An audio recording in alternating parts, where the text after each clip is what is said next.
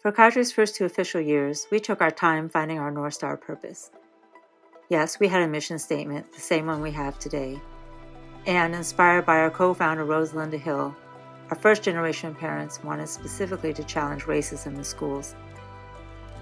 By the time we opened our office on August 1st, 2001, we had developed a pretty rigorous door-to-door canvassing system that we carried out every Tuesday and Thursday from 10 a.m. to 12 noon. In order to be independent and truly parent-centered, we knew we would have to recruit parents on our own and not through the schools.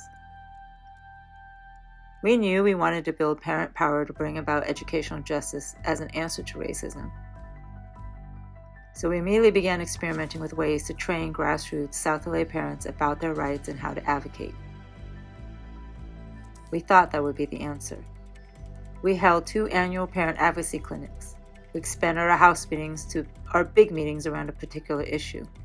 We invested time into starting a chapter around one school, 107th Street School. It was hard to find one issue that played out similarly for a critical mass of Black and Latino parents, one that did not pit parents against one another, one that actually named racism from the outset, not just in the outcome. The one consistent thread in everything we heard from parents, however, was that they had rights, but they were not being respected. Parents were being offered all kinds of enticements to come to the tables when schools needed to count their attendance.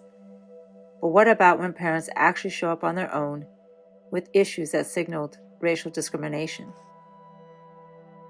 Treatment of parents was an issue in and of itself. We heard story after story about parents being ignored, dismissed, and stigmatized, depending on the issues they raised, or even just their tone. If Black parents were blocked from advocating successfully, especially when it came to defending their children's humanity and challenging stereotypes, what kind of power, not just rights, was actually necessary?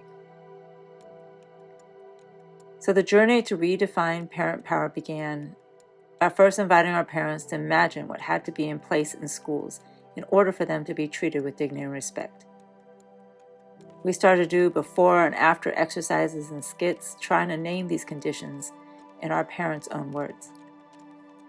By the middle of 2003, we got to the point where we decided to recruit parents who wanted to dissect their own stories and experiences and wanted to examine how they reflected patterns of racism across time. We decided we had to elevate parents' own voices about the true state of relationships between parents and South LA schools. Our North Star would be co-designed by our parents. Tune in next month when we share what we accomplished with this participatory action research from 2003 to 2005.